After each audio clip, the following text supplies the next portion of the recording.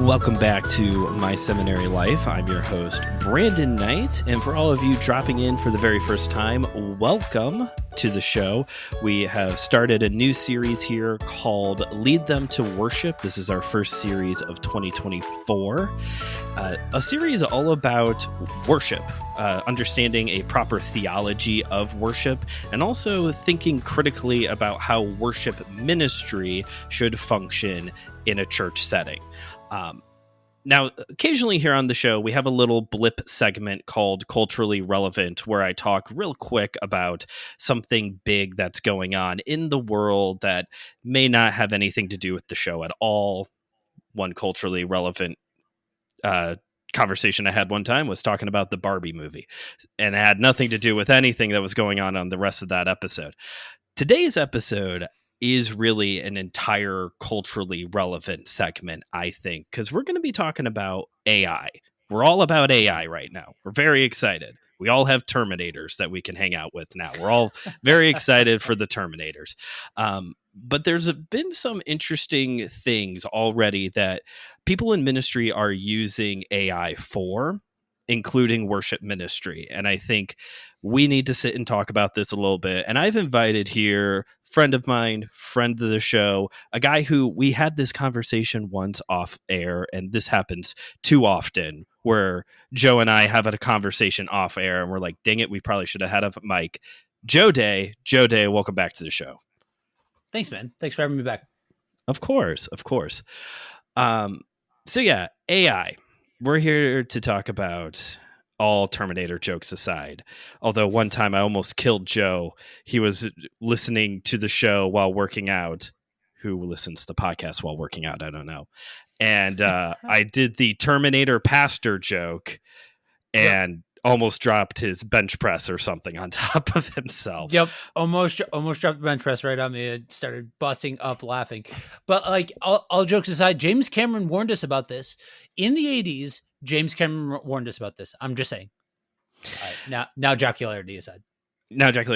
So here's the thing. Whenever there's a new piece of technology that comes out, Christians very quickly divide up. You have the one group that says, it's evil, don't do it. And you have the other group that says, you may have heard this line before, it's just a tool that we can use to share the gospel and spread the kingdom. And in my opinion, that second argument, it's just a tool, has become more and more the normal response as we continue to get a techier and techier world.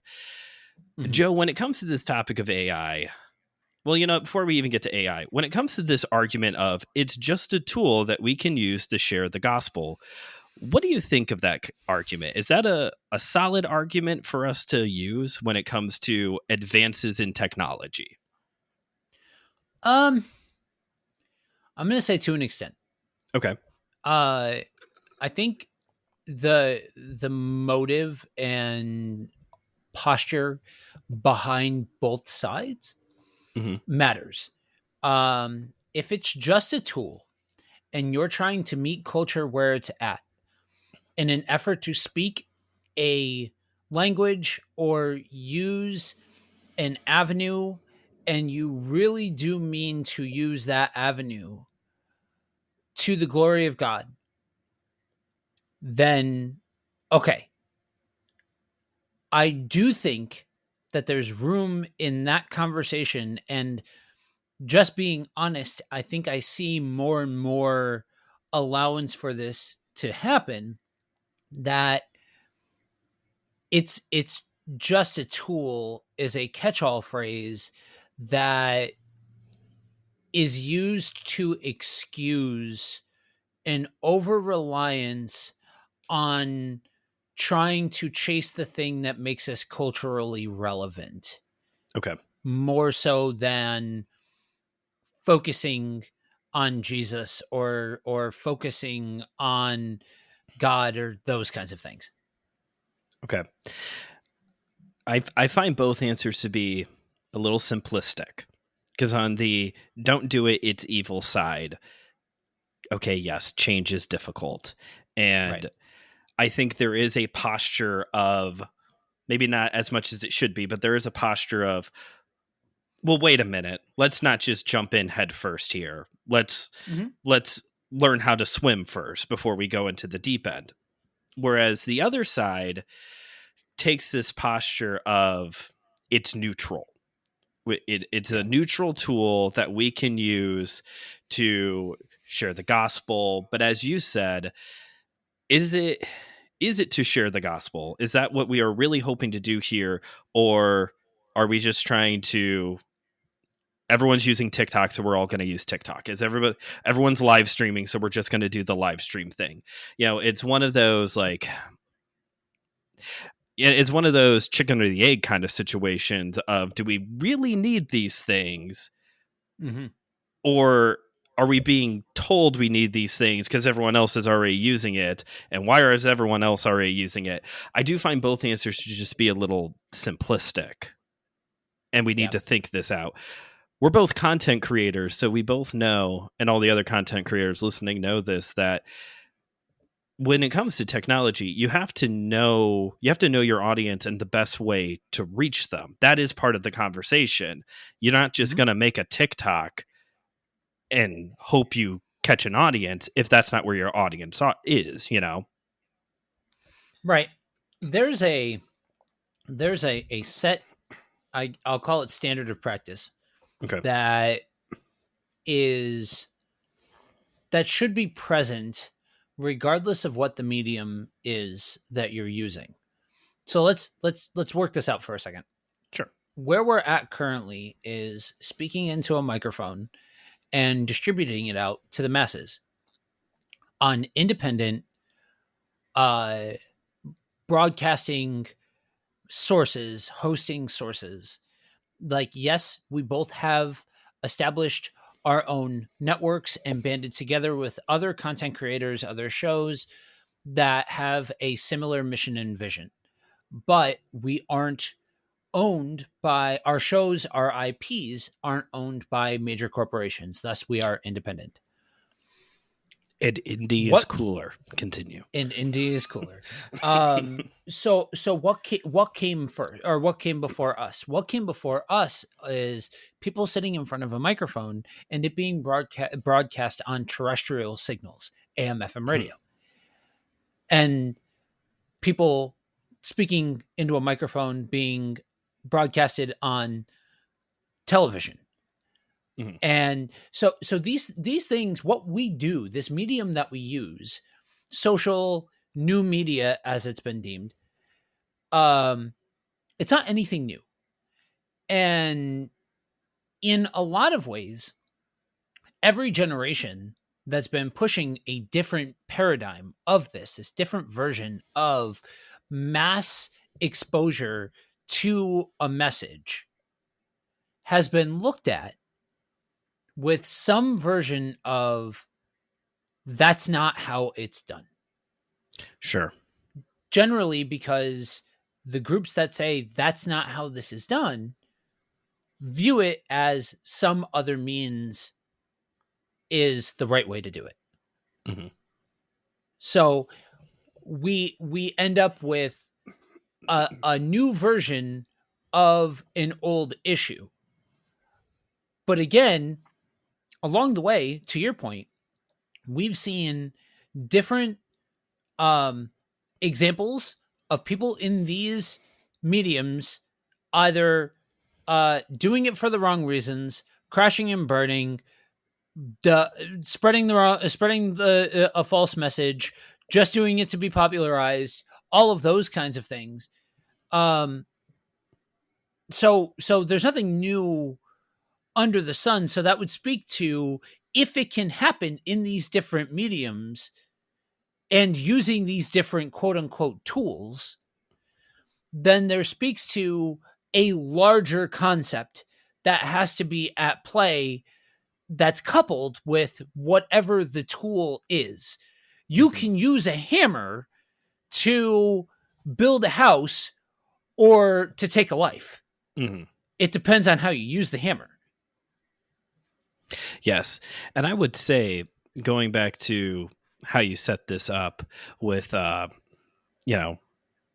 we're sending this out across the, these RSS feeds are on Spotify, Apple Podcasts, and they're playing on some random person's device as we speak right now.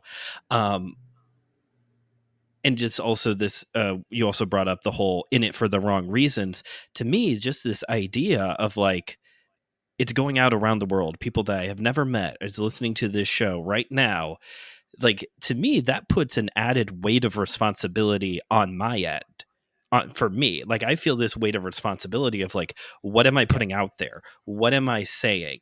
And I think for a lot of people, we'll just be very general here, those thoughts are not present when you first get into content creating. I know for myself, those thoughts were not present. It's, this is exciting. This is fun. Let's go out here and do this. Like, everyone's doing it. I set up my show in 2021, which was like during the tail end of the boom of podcasts from 2020. So, but these thoughts aren't present in our mind, even though this should be the thing that I think is forward of not just how can I use this for the kingdom of God, but also like, what am I putting out there? This is, I'm making an impact on people around the world. Apparently, shout out to all you worldwide listeners. And I think that needs to be something that's also on our mind when we get into these conversations of, is it a neutral tool? Is it evil? Well, what are we doing here? What are we putting out? That we carry a weight, and we need to be more aware of that weight. To your point, if you would have told me 5 years ago, when I started BuddyWalk with Jesus with my former co-host, that 5 years later, it would be a full-blown ministry where I pastor folks from all over the world, which I'm going to leave that there. I understand that in and of itself, depending on what your sensibilities are, what your proclivities are, what your background is, could be a very spicy comment to make. You can direct all discourse to that, to my seminary life. No, I'm just kidding. But if you would have told me that everything that has spun out of two guys just wanting to have raw conversation about matters of faith would happen, I'd call you nuts. Like, it has been such a wild road, and I started prior to. It's kind of funny. I was a part of one of the groups that we're both in, and kind of watched as a lot of the Christian podcasts figured out that, I think I want to start one of these podcasting things. And I had already kind of been a part of the game before everything really exploded, because everybody was consuming every form of content that they possibly could. Right.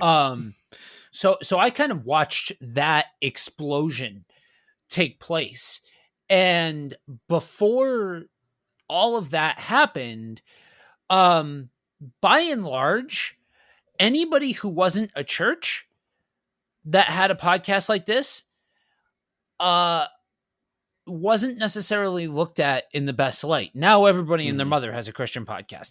Right. Now it's not that big of a deal.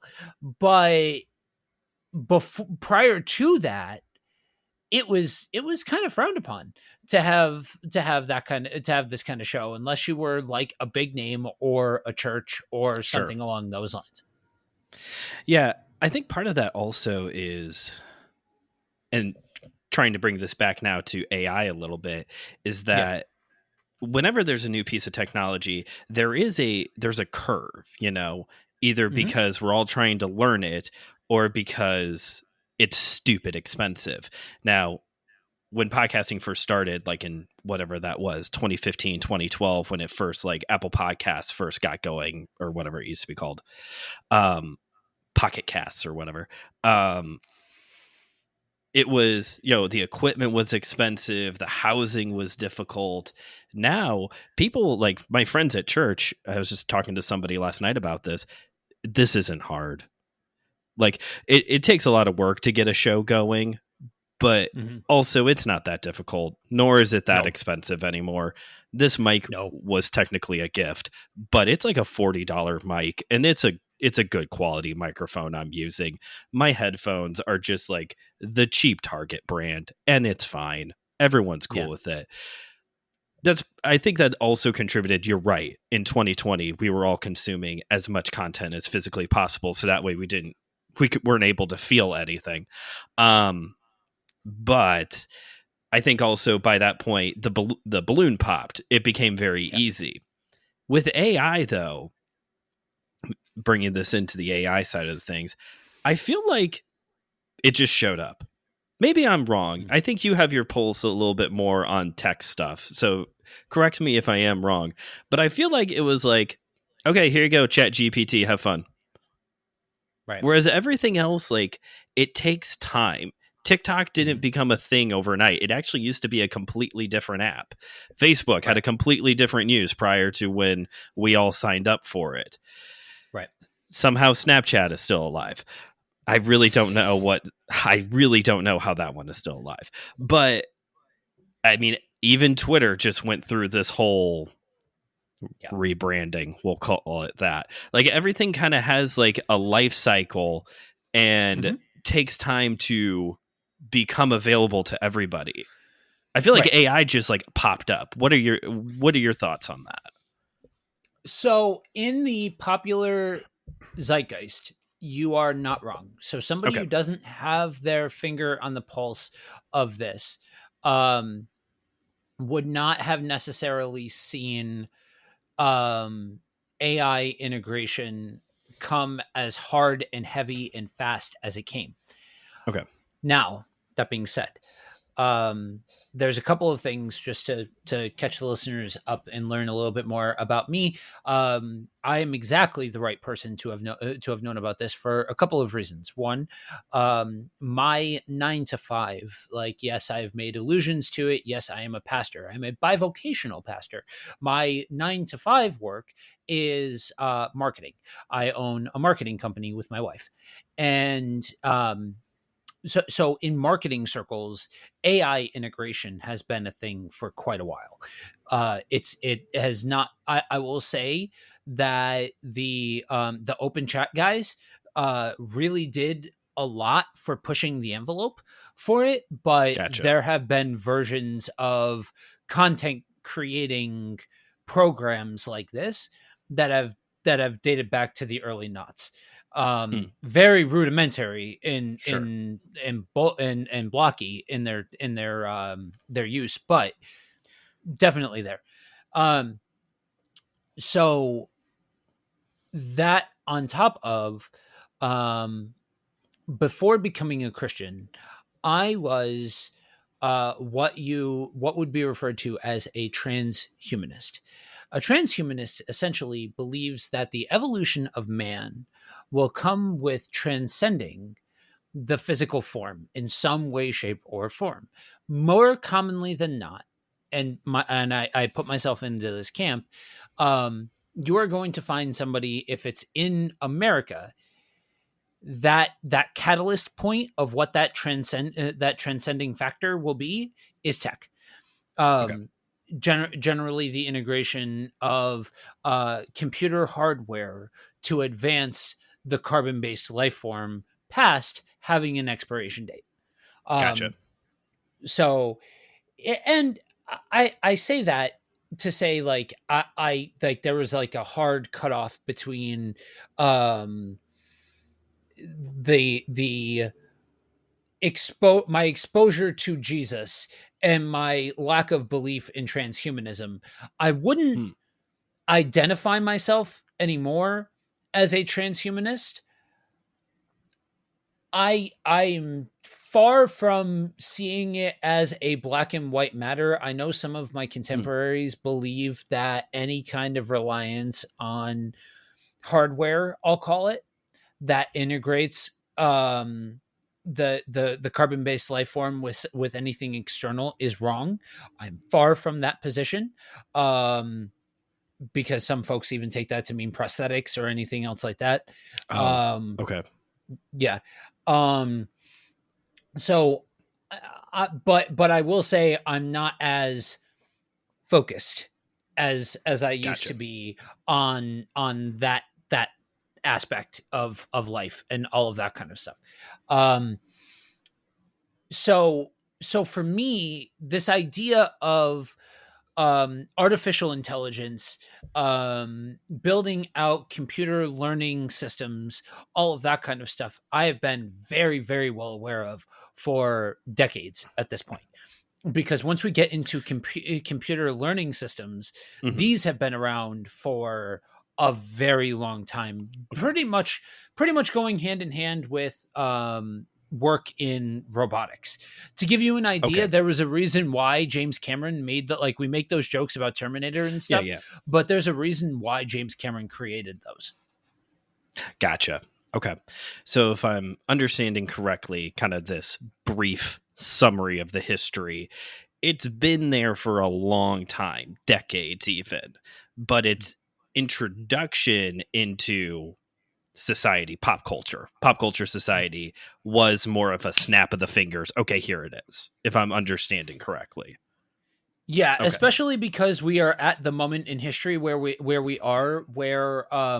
something can go viral and suddenly Gotcha. bam, it's in the popular the popular scene.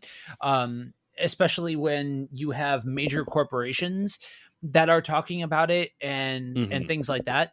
That really served to push the idea out for everybody. Gotcha. Okay.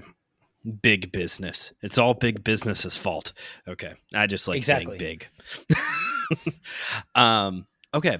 So I wanted to circle back a little bit. I was going to ask you about your transhumanist part of your life. So Hmm. when it comes to this, well, first off, I understand the this idea of like, okay, we can't go as far as saying prosthetics are like evil or something. Like I can see this from the standpoint of um, medical advances. This is the weird thing for me with technology. When it comes to medical advances, I'm Hmm. basically for whatever it is. But I do Hmm. understand the hesitancy of, for lack of a better term, forgive me, I'm not trying to belittle all this.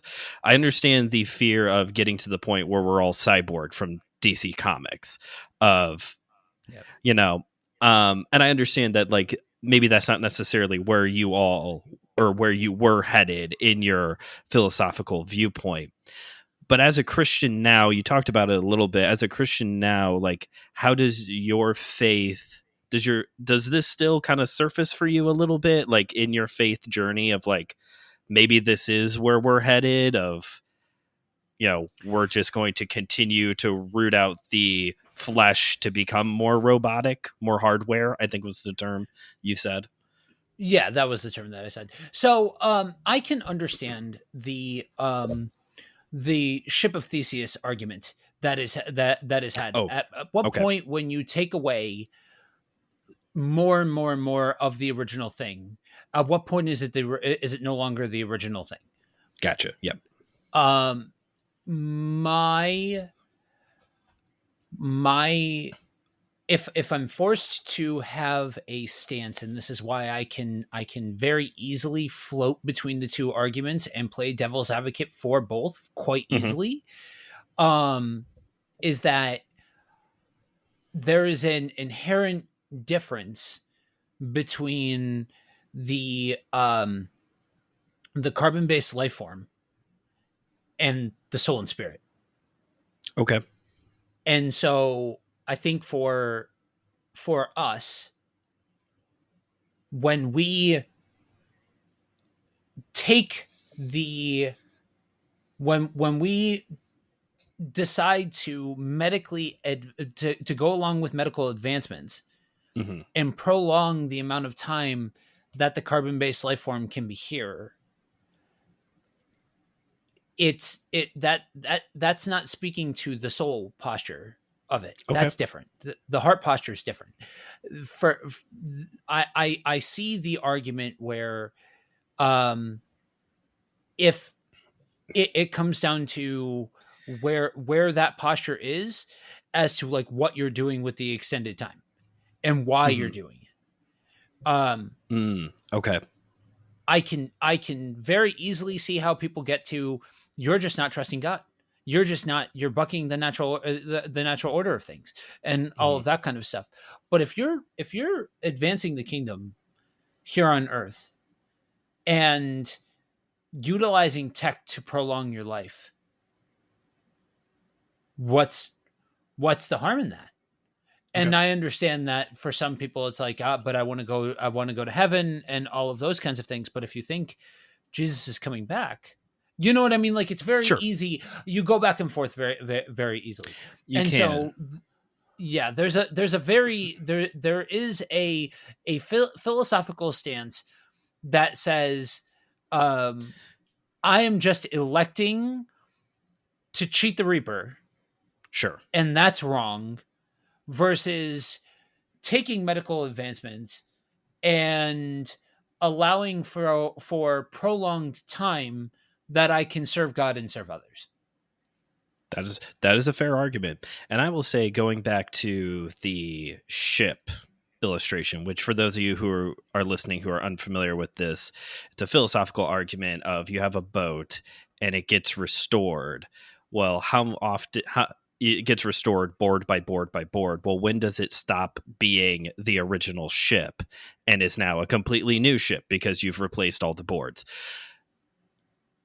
To counter that argument, a person with a soul, spirit, or soul and spirit, what depending on your theology, once you have soul and spirit, the rules do change a little bit compared to when you're dealing with an inanimate object. Because I think you could make the argument, Right. dealing with an inanimate object, you've restored it so much, it's not really its original piece anymore, whatever the item may be. But Right. when we're dealing with a creature, what was it?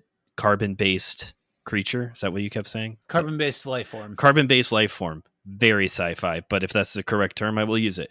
Carbon-based life form that has, if humanity is more than just animals and has a soul and spirit and eternal value, I would say that the argument doesn't hold as much water when it comes to constantly replacing it with more hardware.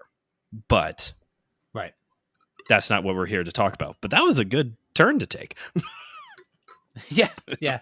Yeah. It's a fun game of philosophy to play if you're willing to play it. I don't. That's why I don't talk about it nearly as much, because um, oftentimes when the topic comes up, it doesn't come up with an air of I could just have a back and forth Sure. about it, a little bit of repartee about that sort of thing.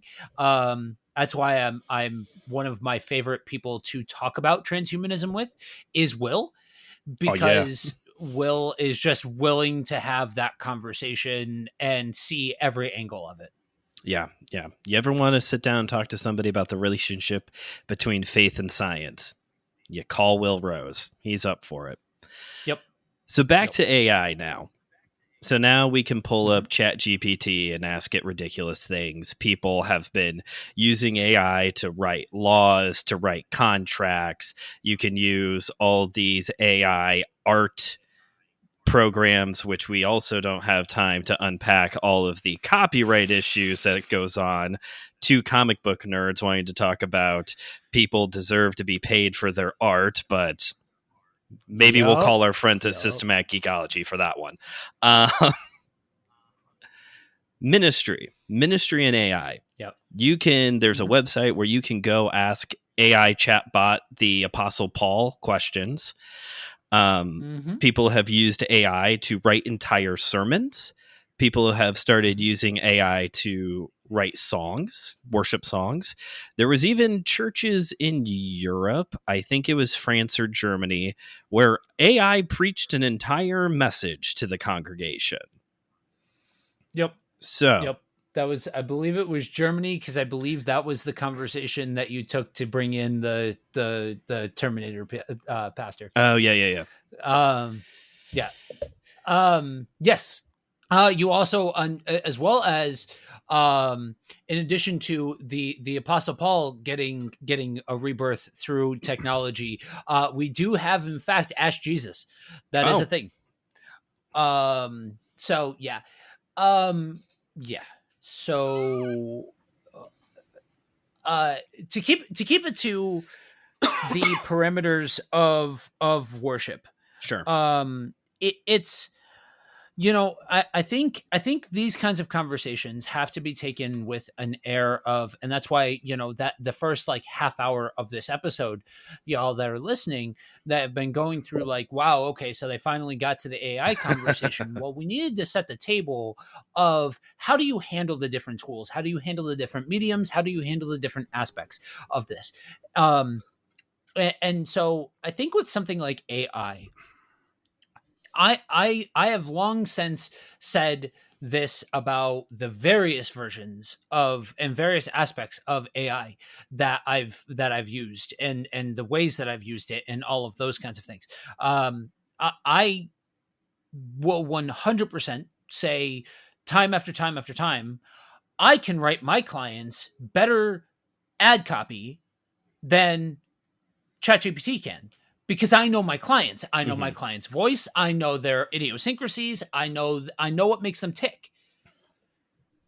However, I know that an algorithm that spits out ideas can maybe sometimes help me jog my mind in a direction that I didn't necessarily think it would go, or that I didn't necessarily think to go, rather.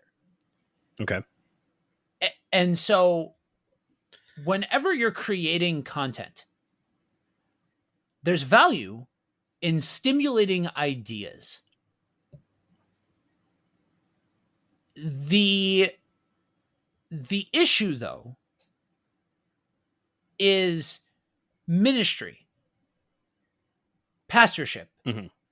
Christianity as a whole cannot really be compared to any other group or function or system within the world, because it is antithetical to the world.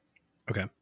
There are light comparisons that people have made along the way, um, everything to the military, to sports, to different professions, things like that. And there are some that, in very, very hyper specific instances, can be made. I'm looking at you, Paul, making those references to military Hmm. and to sports. The thing is, though, is that that was a very specific example that oftentimes I just had a conversation on the air on Saturday with some of my guys in our network. Like, yo, Paul made those analogies in the context that he made them, in the very specific way that he made them. And oftentimes when we make those analogies, we just complicate things. Hmm. Okay. So when you have something like a tool like this, it has to be brought into the consideration of ministry is so unlike anything else, that utilizing something like a chat GPT or an automated software, it may get everything theologically or biblically correct. But the question that you have to ask is, what about the intrinsic value of one image bearer leading other image bearers into the act of worship of God? And I don't think, I want to say real quick, Hmm. for those that are listening that are on one side of the fence or the other, that have stuck their flag in the ground and have made their stance. I am all for eliciting the conversation. This is not me saying Chat GPT bad, AI bad, it's all bad. That's not what I'm saying. But we have to ask the question of, is have we lost the rabbit on the actual thesis statement of worship leaders leading people into the act of worship? I think, man, okay, a lot to unpack there. But I'll start with this. I agree.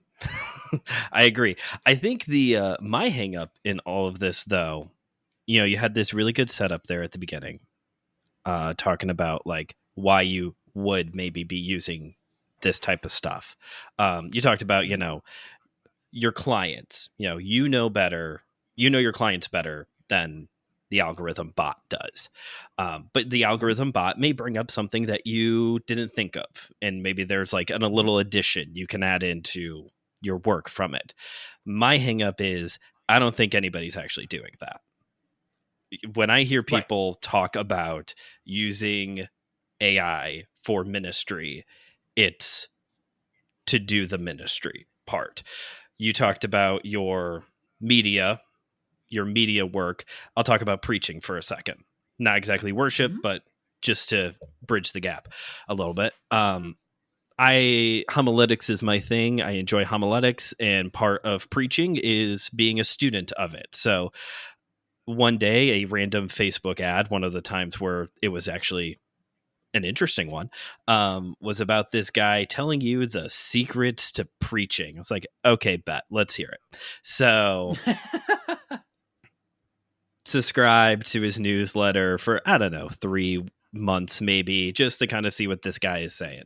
And there was an email Yeah. about using AI to write your sermons, not Yeah. to get ideas for your sermons. You're not going to plug in Trinity examples and see what AI Jesus will tell you for examples of the Trinity, but allowing Chat GPT or what, that's the one I know. I don't know what other major household AI bots you can get, but Chat GPT is the one I know.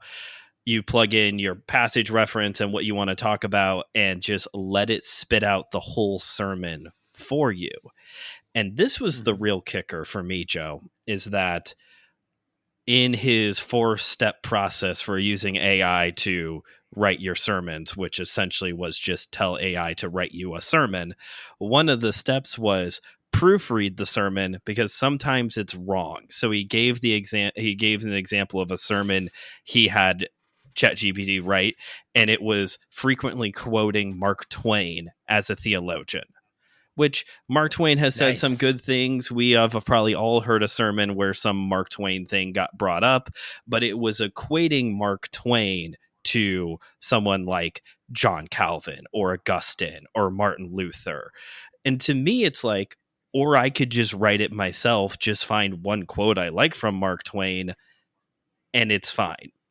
That is my hang up with this process, is that it seems that Mhm. what we are doing is we are using the excuse of, well, we're just so busy nowadays, we'll let Chat GPT write the sermon for us so that way we can be doing other things in ministry, like maybe hosting a website where you are telling people how to be amazing preachers. Just let that one sit there for a second.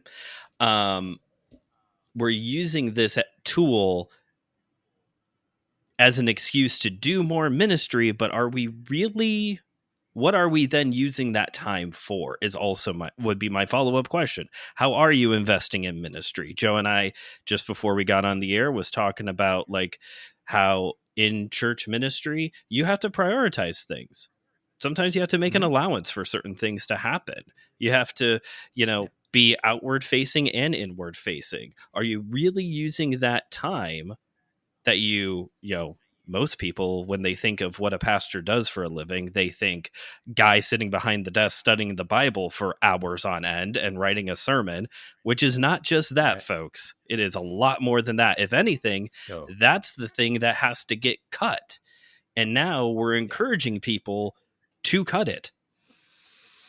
Yeah, the for anybody who doesn't know this or needs to hear this, I will be generous and say that the Sunday morning sermon is about 3% of the gig. Yeah. And I think that's how it should be, because ministry involves people's lives, and that's where I think we lose the rabbit, and that's kind of what I was getting at when I Mhm. said, have we lost sight of the image bearer leading the image bearers in an act of worship?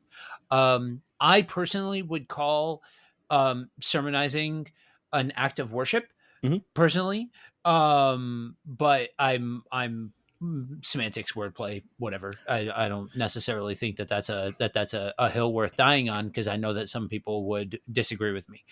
um so I think, so to take a page out of your book, Sure. I'll start with, I agree. um I think that you've raised two very important questions to when contemplating all of this. Are you actually just using it as reference, or as idea generators, or something along those lines? And if you really are going with, this is taking this off of my plate, so that way I can turn around and um, focus elsewhere, how are you actually doing that? What does that actually look like? Are those hours actually going into your church, your community, so on and so forth? um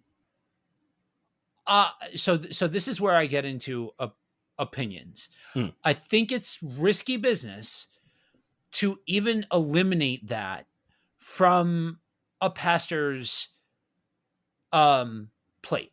The whole idea of studying, developing a sermon, all of that kind of stuff, Mhm. because I think humans are given to overusing tools and having them become crutches. Mhm. So if somebody comes along and says, I will do this aspect of this job for you, then your skills at doing that aspect of the job are diminished, Mhm. because somebody else is doing it. Now, we shouldn't overemphasize the Sunday morning dynamic, because that goes into a whole big long conversation about what is church, what is community, Sure. what all of those kinds of things. But when you have something like this, I think if we're able to wrap our mind around what it can help with and what it can do to benefit things, then it can just become just another tool that you can use to be able to effectively perform the calling of the pastorship, Mhm. or of worship, or of whatever. Like, it's not, so I keep going back to that because that's where I'm at right now in my life. But even as a worship leader, Mhm. or as a kids ministry professional, or as whatever, like, there's a lot of versions of this where this could be very, very helpful. Mhm. But I would agree with you that generally the most amount of work that we put into it, as with AI, is the learning portion of it, where you ask a series of prompting questions to set the parameters that the AI system is going to work within, to generate the best possible outcome for what it is that you're looking for. And so, while we lose something by saying all of that from A to Z is wrong, we also should not just be saying, okay, I'm going to work with this to be able to put together something, and then turn around and just use the thing. Mhm. Because you don't, and I know I'm preaching to the choir. This is one of those. So I got to put over for, so MSL audience. I got to put your host over here for a second. Um, Brandon's one of those guys that if I have a question about preaching, Brandon's one of those guys I'm going to go to. If I hear a compliment or a criticism or a critique or whatever from Brandon on my preaching, Brandon's skills, his experience, his foundation in being biblically sound in his teaching, all of those things have earned him a spot for me to take him seriously in all of those things. Um, so I know that when I say this to you, I am preaching to the choir here. There is something to addressing the audience that is in front of you, addressing your congregation that's in front of you. Is that always possible? No. You know that from pulpit fulfillment. Yep. But if we're talking about a set pastor at a set congregation at a set church from a set pulpit, that you are that shepherd of that flock, well, not every single sermon is going to address every single thing, because that specific sermon needs to be something that is for that flock. Still founded in truth, still all of those things, but for that audience. When we go with something that's purely written from an AI perspective, to go back to the example that I raised about my clients, we can't really achieve that. So examples of how, the Bible uses this particular concept, or real world applications of this particular concept, thought-provoking questions centered around this topic, any one of those sorts of things, that if you want to add some seasoning to your sermon, and this will help you become a better speaker and find a better and use it to cultivate a better skill set for addressing your flock, of doing what you need to do. Okay, do it. Like, I don't have a problem in the world with utilizing that. But again, if you are looking at this from the sermonizing perspective, just like if you were to use one of the predictive algorithms to write a worship song, and just you have it generate the notes, you have it generate the lyrics, maybe all of the lyrics are biblically sound. Is that really an act of worship? Like, is that really something that, you know what I mean? Like, when we divorce ourselves from engaging with God in the act, does that devalue the act? And I know that's some high philosophy in there, but Oh yeah, that's all we are. Useless high philosophy. I'm just kidding. Thank you for putting me over. I appreciate that. And going back to sermonizing, as you say, folks, do you know why older Christians, even if you don't agree with them, you know why they knew the Word of God so well? You know why previous generations were able to just rapid fire a verse off? Because they had to study it. They had to memorize it. That even the fact that, like, now, forget Chat GPT for a second, the fact that, I wrote a lot of my papers in seminary looking for scriptural references by just plugging in verse on into Google, like, part of the sermon process, which Joe is very correct, it is a very small part of the overarching week of a pastor. That is study time. That is the studying, the writing, the preaching. That is all worship, or it should be, in my opinion. The whole thing should be a devoted act of, I am doing this to glorify God as I am studying, as I am using my mind, as I am using my body and my voice to proclaim a message to this congregation. And also, just for your own personal spiritual development, it is good to sit and to read a bunch of commentaries and to read a bunch of different translations of the Bible. If you've been listening to the show for a while, you know that we are all about multiple faceted ways to grow in knowing God better, whether it's conversations with other people, listening to good sermons, but also just sitting down and reading a book on whatever that thing may be.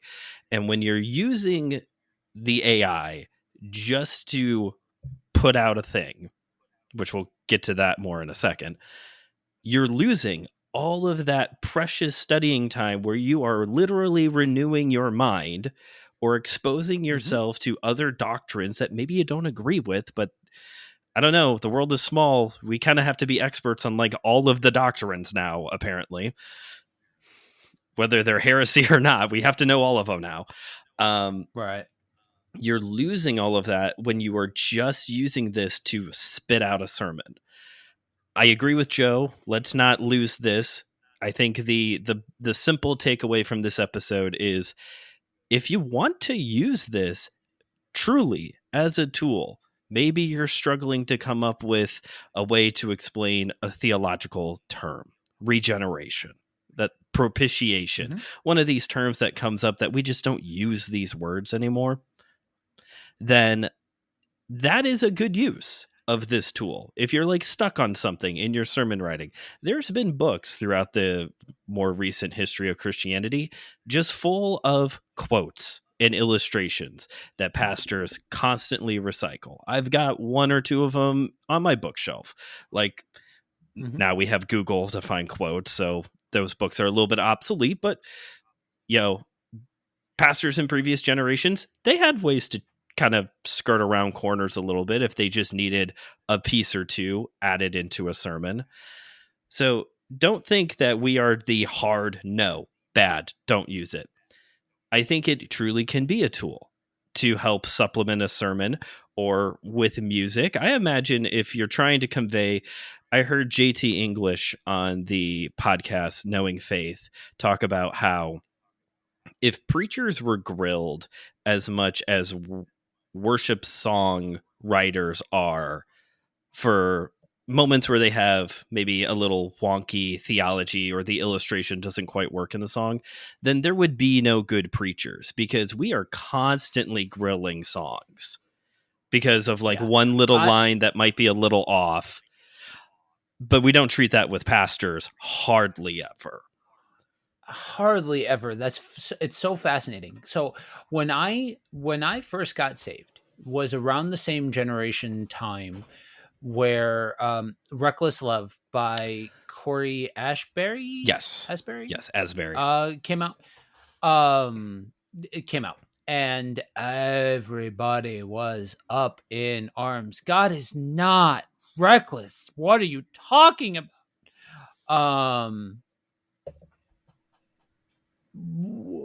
Without the so one of the benefits, and this is it's funny to me that the house church guy took me a long time to get to the point that I'm at now. I've matured, all of those things.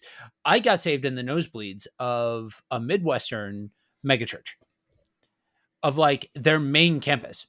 And so like it was like an auditorium style Okay. setup. Um One of the things that they did when they first introduced me to and first introduced the song was played a like they addressed the controversy head on like, Mm. hey, we know, and they actually utilized their reach to score an interview with him Oh, okay. and like, hey, can you talk about um what you meant by this, like what can you kind of unpack your thoughts and all of that kind of stuff, and he goes into kind of his theological backing behind this idea of talking about the reckless love of God. Mm.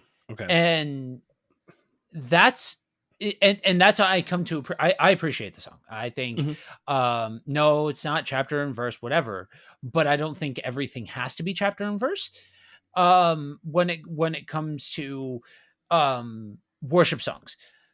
That being said, I have found uh a deep appreciation at this point in my life for psalms to music. I Oh, think okay. bands that just take psalms and make them into songs, I think I have really come to find a very very deep appreciation for that style because it's literally scripture. Mhm. It's literally the psalms taken to be what they were meant to be. Mhm. And so and I appreciate uh I call them, and I'm working on a series called The Blues of the Bible. Okay. I really appreciate the Psalms a lot. Um so there is that. But I agree that for the ones that aren't just scripture, they are so hyper analyzed to a degree that I'm like, the guys that are stepping up and being like, here is the word of God, we're not analyzing them to the same degree by any stretch of the imagination, but somebody throwing a little bit of creative spin on a thing and everybody loses their collective minds over that. And I'm like, this is why I don't like, so MSL crowd, you guys are some of the only ones that I've heard that have heard me say this. I'm actually working on a worship album. I haven't come out and said this publicly yet. I am a musician. I'm working on a worship album, and it's been cool to get back to Christian music and all of that kind of stuff, and be developing music and all of that kind of stuff. But there is this sense of intimidation. There really is. When you're putting out Christian music, it's like, yo, I'm going to put this out, and I know it's going to be judged and torn apart in a way that my sermons never have been. I've been doing Pulpit Supply for 10 years. 3 times I have been chewed out after a sermon. And that's like preaching once or twice a month. Like, you rarely, and you're right, like we hold certain songs to like these unrealistic expectations. And there's a place for like, okay, that's not great. But there, you brought up Reckless Love. That's a good example. I was going to also bring up Oh, How He Loves, the whole debate between Sloppy Wet Kiss or Unforeseen. Either way, it's a weird line because we're dealing with music. We're dealing with poetry. The language is different. And sometimes a way to communicate poetically, I mean, we see this in the Psalms, is like, whoa, David just said that, and that's not how we normally talk about God or talk about how we feel about our experience in the world, of just like the pure rage and anger that David, I did a series with our small group last year, 2 years ago, going through the different genres of the Psalms, and I called the imprecatory Psalms David's emo phase, because he is not a happy camper in these songs. Like,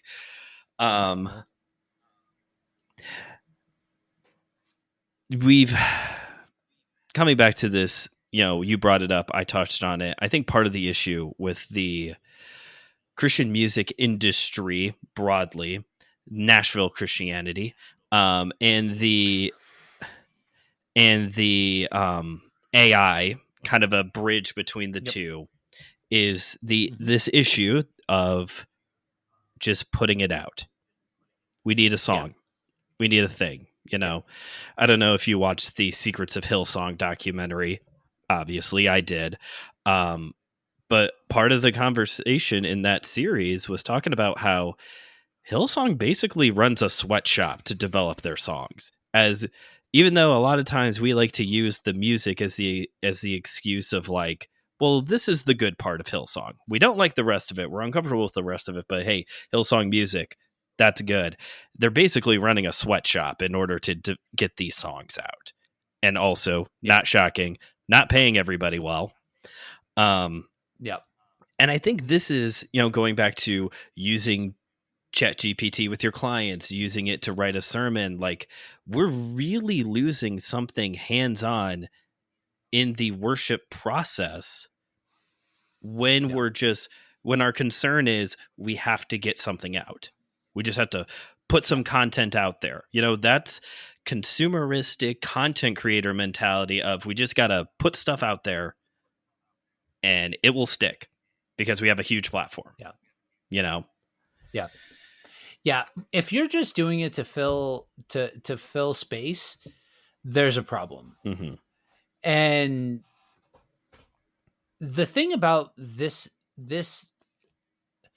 I should say, the thing that I hope comes out of this conversation is the fact that there has literally been a formula for popular music for a very, very long time, long before any of these computer learning systems were in place.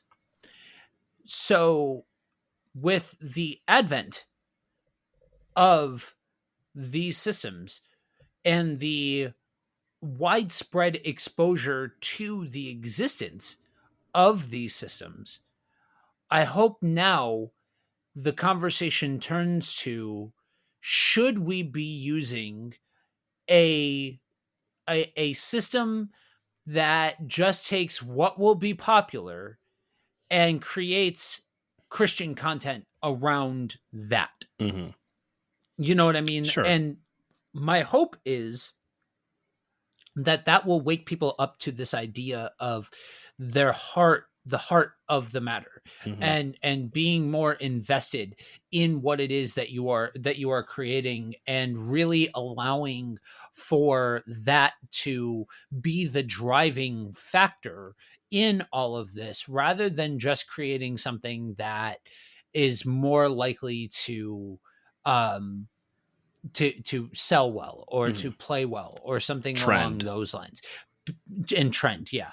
Because the question that you have to ask yourself, and you can say in front of a microphone, you could say in front of a camera, you can say until you're blue in the face, oh, I'm only doing that so that way it maximizes the exposure of the music and the message of the kingdom of God. Okay, okay. It's not my job to judge your heart. That's Sure. above my pay grade.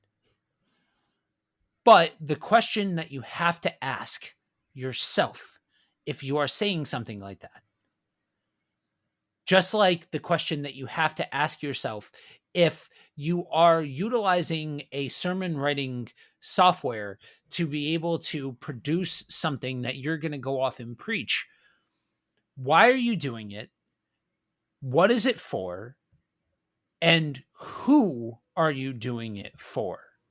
And I think if you're able to ask those questions in an authentic way, that will expose, and I don't mean expose inherently negatively, Mm-hmm. but it will show the directionality of why you're doing it.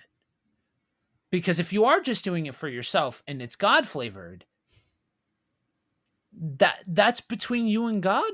Mm-hmm. That's a major thing. And I don't know, like that's something that, it's definitely not a new concept, but it's just another tool to go back to that part of the conversation. It is another tool for folks that are interested in doing it that way, for them to use just the same as the honest preacher or the honest worship singer or something along those lines, who's looking for something to help them to be able to get a new idea, or develop a new concept or something along those lines.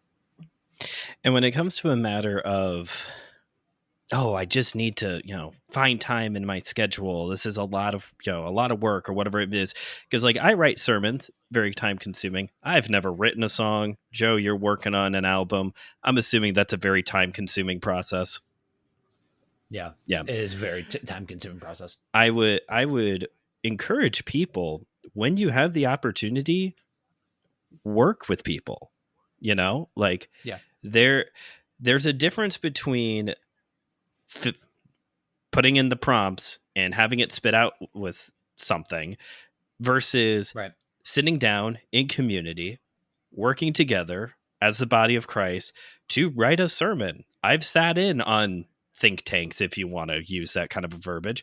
I've sat in on think tanks before to write out curriculum, write out sermons. People work together to write music. This can be, I'm sure this opens a can of worms for creative differences and art issues. But this done well, this is another avenue someone can take for there to be worship in the work process to develop a sermon, a song, whatever. Yep. Any final thoughts? Yeah, I mean, don't close yourself off to new tools, to new things, and all of that, and say that it has to be this way and all of that kind of stuff. But when you are engaging with a tool, don't go so far as to say, I have to use this because it's the new thing. Take the time to learn about the tool, to learn what the tool is, what it's actually doing, because we didn't really touch on the fact that, like, artists, music, visual, whatever, Mm-hmm. don't like these things because it destroys copyright all in the name of learning and freely takes from other artists and all of that kind of stuff. So learn these things, but also take a biblical foundation, a Christocentric foundation with you to whatever this tool is, and go from that place whenever you are going to use it. If there was ever a group of people who needed to understand the difference between fair use and copyright laws, it's Christians. Christians blur that line and break that so much. It's embarrassing. Here's looking at you, Chris Tomlin. Yeah. All right. Well, thank you, Joe, for being here for this episode. And for all of you who have been hanging out, I mean, this has been a long one, man. Thank you for hanging in there with us. As always, you can go into the description of this episode to find links to all the important things. We'll include links for BuddyWalk with Jesus, Kingdom on the Road, and all 15 of Joe's other projects going on right now. You can always hit up the show on Facebook, Instagram, email seminarylife@gmail.com. Support the show on buymeacoffee.com/MSL pod. You can make a one-time donation. We have commissions now open. If you want a real human being to do some research for you, commissions are now open to get study guides from me. If you want a real human being to help you study a passage of scripture, I am here for that. We have a wish list going on right now. I need a new laptop soon. And as always, you can support the show monthly. Everyone who supports the show at the $9 a month level gets a shout out. So thank you, Lori, for supporting the show. We will see you next time, everybody. But until then, this is Brandon. Can't even say my own name right. Signing off, reminding you as always that theology is for everyone. So keep on studying.